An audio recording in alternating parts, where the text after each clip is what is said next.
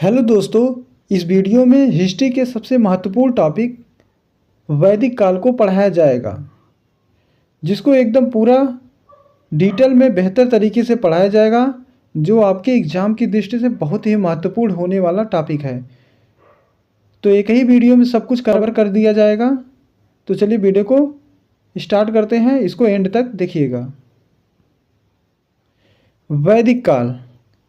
वैदिक काल का विभाजन दो भागों में किया गया है। ऋग वैदिक काल, इसे 1500 ईस्वी पूर्व से 1000 ईस्वी पूर्व माना गया है।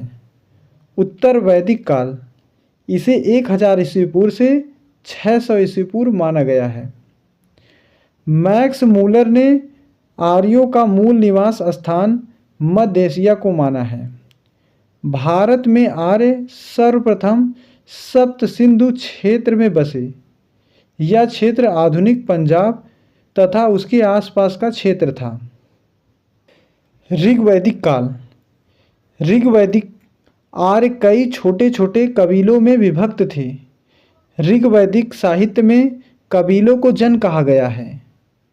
कबीले के सरदार को राजन कहा जाता था, जो शासक होते थे। सबसे छोटी राजनीतिक इकाई कुल या परिवार थी।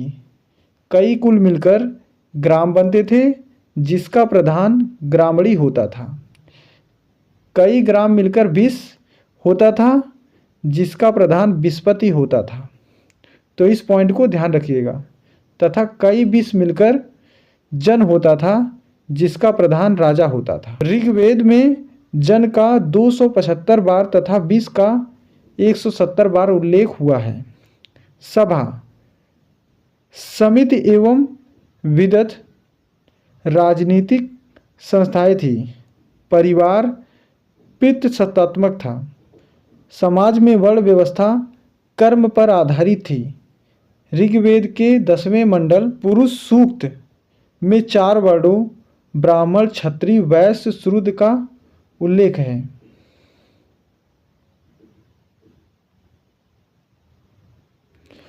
सोम आर्यों का मुख्य पेय था तथा यव, जव, जिसे जव कहते हैं, मुख्य खाद्य पदार्थ।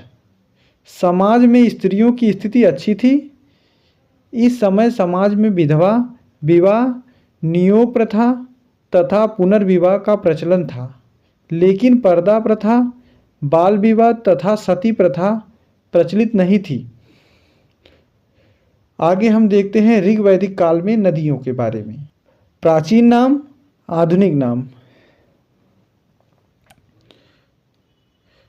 कुबु, कुर्रम, बितस्ता को, झेलम, पारुसड़ी, रावी, बिपाशा, ब्यास, दृशद्वती, घग्गर, सुवास्तु, स्वात, कुभा, काबुल, अस्किनी, चिनाब, सतुद्री, सतलुज, सदानीरा, गंडक।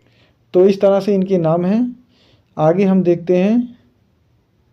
तो इसको ध्यान दीजिएगा कि वैदिक काल में जो था, ऋग्वैदिक में उल्लिखित सभी नदियों में सरस्वती सबसे अधिक महत्वपूर्ण तथा पवित्र मानी जाती थी। ऋग्वैदिक काल के देवताओं में सर्वाधिक महत्व इंद्र को तथा उसके उपरांत अग्नि व वरुण को महत्व प्रदान किया गया था। ऋग्वेद में इंद्र को पुरंदर अर्थात किले को तोड़ने वाला कहा गया है। ऋग्वेद में उसके लिए 250 सूक्त हैं। अब आगे हम लोग देखेंगे उत्तर वैदिक काल। उत्तर वैदिक काल के राजनीतिक संगठन की मुख्य विशेषता बड़े राज्यों तथा जनपदों की स्थापना थी। राजत्व के दैवी उत्पत्ति के सिद्धांत का सर्वप्रथम उल्लेख ऐतरेय ब्राह्मण में किया गया है। इस काल में राजा का महत्व बढ़ा, उसका पद वंशानुगत हो गया। उत्तर वैदिक काल में परिवार पितृसत्तात्मक होते थे। संयुक्त परिवार की प्रथा विद्यमान थी।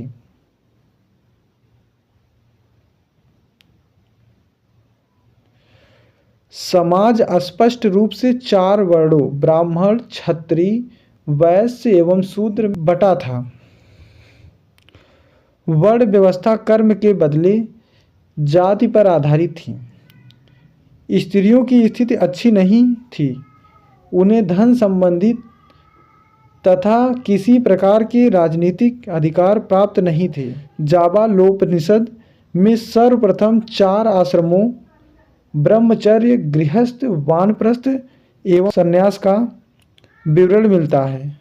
धार्मिक एवं यज्ञिक कर्मकांडों में जटिलता आई। तो सभी टॉपिक महत्वपूर्ण हैं, तो सभी टॉपिक को एकदम ध्यान से पढ़िए, क्योंकि इससे एग्जाम में अक्सर ही प्रश्न बनते हैं। धार्मिक एवं यज्ञिक कर्मकांडों में जटिलता आई। इस काल में सबसे प्रमुख देवता प्रजापति, ब्रह्मा, विष्णु एवं रुद्र, शिव थे। लोहे के प्रयोग का सर्वप्रथम साक्ष्य 1000 ईस्वी पूर्व उत्तर प्रदेश के अतरंजी खेड़ा उत्तर प्रदेश से मिलता है, तो इसको भी ध्यान रखिएगा। अब यहाँ हम देखेंगे वैदिक साहित्य। वैदिक साहित्य वेदों की संख्या 4 है। ऋग्वेद यह प्राचीनतम वेद है, जिसमें 10 स्थल मंडल तथा 128 सूक्त हैं। इसकी भाषा पद्यात्मक है।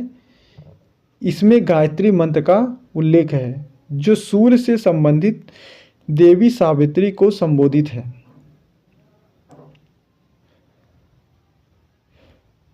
सामवेद इसमें संकलित मंत्रों को यज्ञ के अवसर पर देवताओं की स्तुति के लिए गाया जाता था।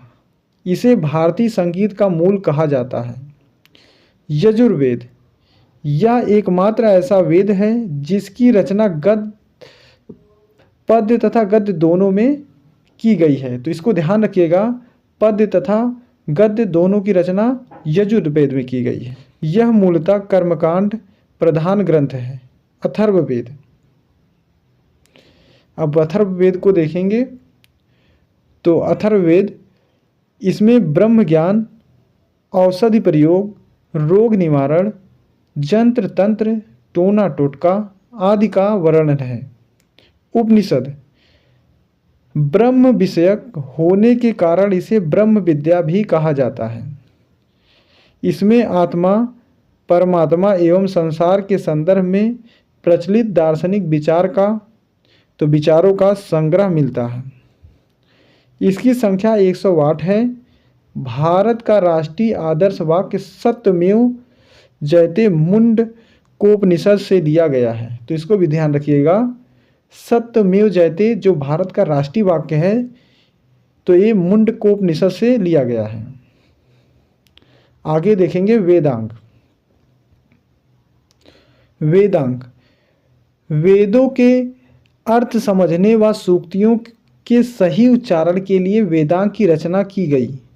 इसकी संख्या 6 है, तो इसको भी ध्यान रखिएगा। वेदांग की संख्या 6 है।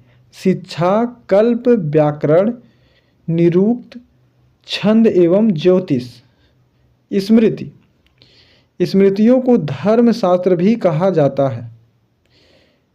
मनुस्मृति सबसे प्राचीन स्मृति है, तो मनुस्मृति जो है सबसे प्राचीन स्मृति है, जिसकी रचना 200 ईस्वी पूर्व से 1000 ईस्वी के मध्य की गई है।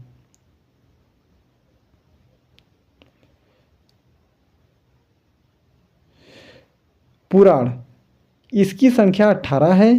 सर्वाधिक प्राचीन एवं प्रामाणिक मत्स्य पुराण है। इसमें विष्णु के 10 अवतारों का उल्लेख है। तो इस तरह से हमने